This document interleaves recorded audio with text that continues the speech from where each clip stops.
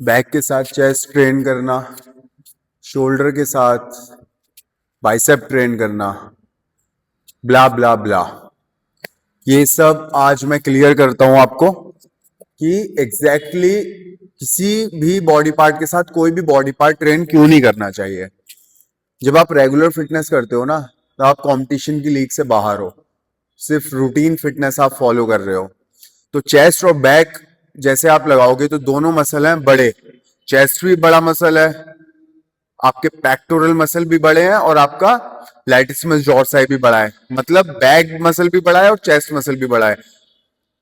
दोनों को एक साथ ट्रेन करोगे तो रिकवरी में प्रॉब्लम हो जाएगी। करने को तो आप कुछ भी कर सकते हो, करने को तो आप 20वें माले से छलांग भी लगा सकते हो, आपको रोक कौन रहा है? No one is going to stop you, right?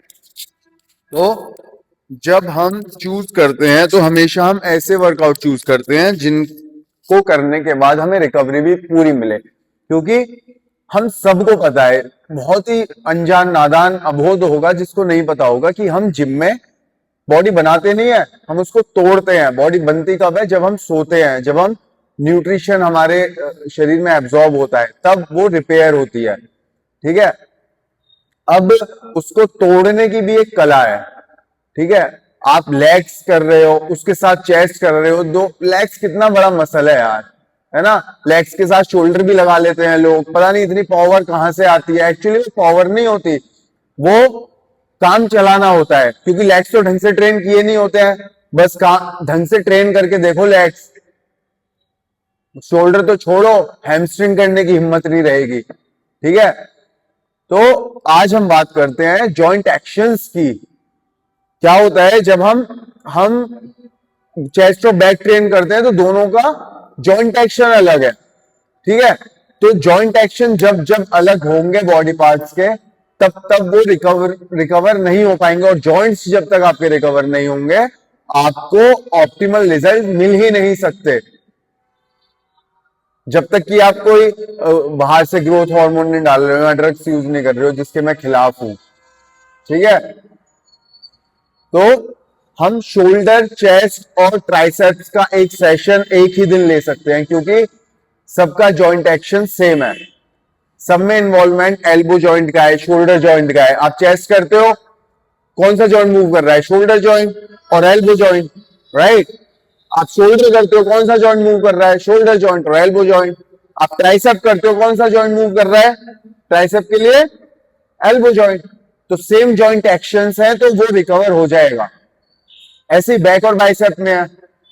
अब बहुत लोगों का सवाल आएगा कि बाइसेप में भी तो जॉइंट एक्शन ये है, एल्बो जॉइंट मूव कर रहा है। बिल्कुल कर रहा है, लेकिन ट्राइसेप में ना एल्बो एक्सटेंशन, जब हम ये एल्बो एक्सटेंशन और एल्बो फ्लेक्शन दो होते हैं जॉइंट एक्शन, तो ट्राइसेप में क्या यूज होता है? एक्सटेंड हो रही है ना एल्बो, तो this is called elbow extension. और बाइसेप में कैसे करते हैं हम बाइसेप को? दिस, तो ये क्या हो रहा है? एल्बो फ्लेक्स हो रहा है, तो एल्बो फ्लेक्शन, राइट?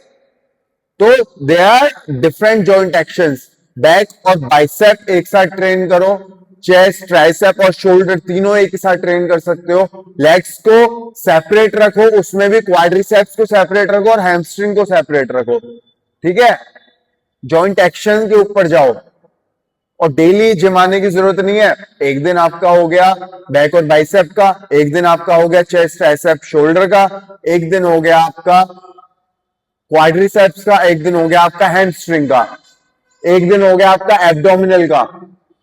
2 दिन करो कार्डियो, डन एंड डस्टेड। और एब्डोमिनल के लिए अलग से दिन मत रखो, किसी भी दिन डाल दो, कार्डियो वाले दिन डाल दो, और एक दिन रखो आपका rest and recovery. That's all.